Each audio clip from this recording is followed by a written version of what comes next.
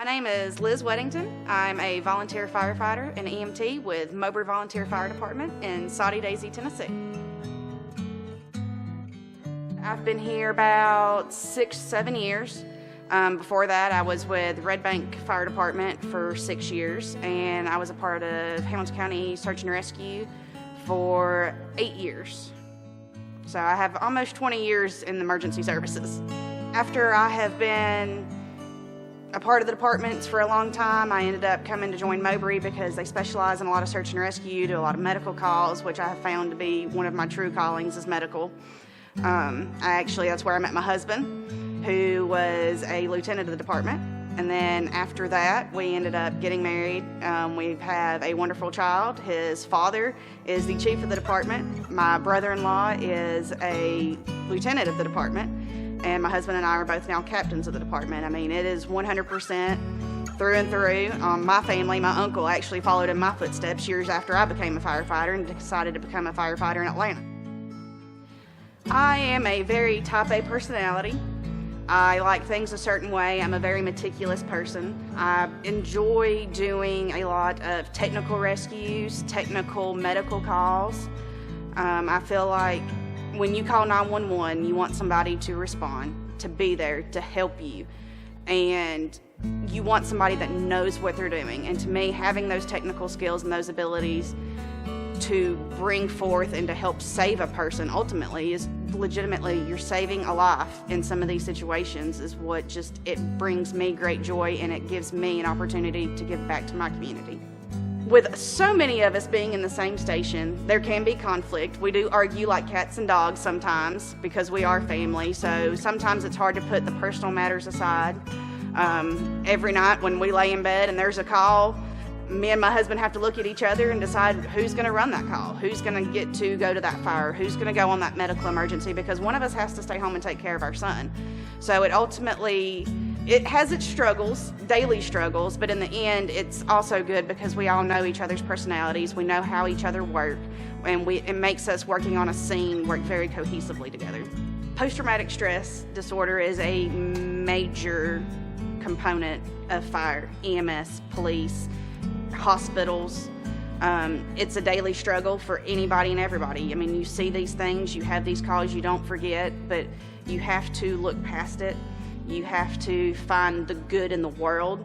It's very easy to get mixed up in what can be bad and how terrible some people can be and forget what you have around you is something spectacular, something amazing, and having the people to talk to. Talking to somebody is really the world of difference. Having your healthy coping mechanisms, doing your exercise, being able to go places, not seclude yourself, and just really remembering that you have people on your side, both in your family personally, both in your fire hall. I mean, police officers, EMS, I mean, we have a whole group of us that we can all talk to and deal with to really help each other out when we need it.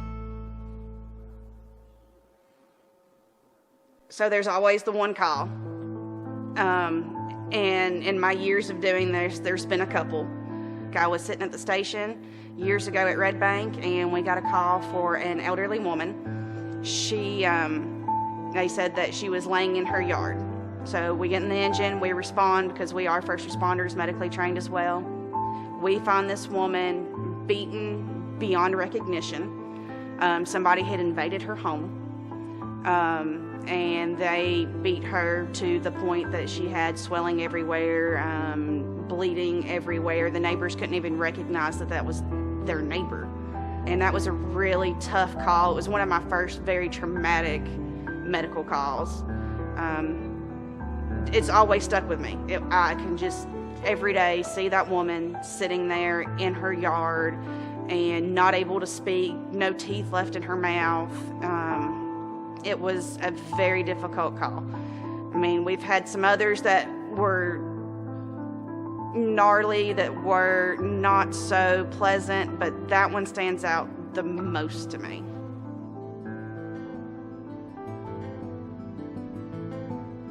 One of my heroes was Jim Poplin. He's one of the reasons that I became a firefighter. He was the founder of Hamilton County Special Tactics and Rescue Services. Years and years ago, that's the first team I joined. Jim Poplin was a spectacular man. He was one of the first paramedics in this area, one of the first in the state of Tennessee. He was a firefighter with the city of Chattanooga for many, many years. He had the knowledge and the skill set unlike no other for search and rescue. He was the one that pushed me in college. He was the one that pushed me to become a firefighter. He told me, just because you're a teenager and you're young and you're a female doesn't mean you can't become something. He's like, I have faith in you. I know you'll do it. And he did. I mean, he stood by me. He was there to celebrate my victories. He watched me graduate fire school. He was somebody that was really near and dear to me. He unfortunately passed of lung cancer about 10 years ago, and that was one of the most heartbreaking things I had ever experienced, is the man that truly put me in emergency services, no longer here to watch me succeed. I know that if he saw me standing on this mountain right now as a captain of a volunteer fire department as an EMT, he'd be beaming. TV shows and real fire service. There are some similarities. Of course, everything on TV is dramatized. That's how you keep viewers. There are some similarities. You see a lot of the traumatic injuries, things like that on shows. A lot of that is simple, and it is what you see on a daily basis. One of the biggest issues, though, with television is it looks like you can rescue somebody from a 5-story building in a matter of 2 minutes. That's not reality. We have people go and get lost in the woods and they're hurt, and it may take us 9 hours to carry that person out of the woods. But reality TV doesn't show that. They don't show that it takes hundreds of people to run large operations like that. It's a lot different. It has some similarities, but most of it's just the dramatics and doesn't have as much as what it truly is.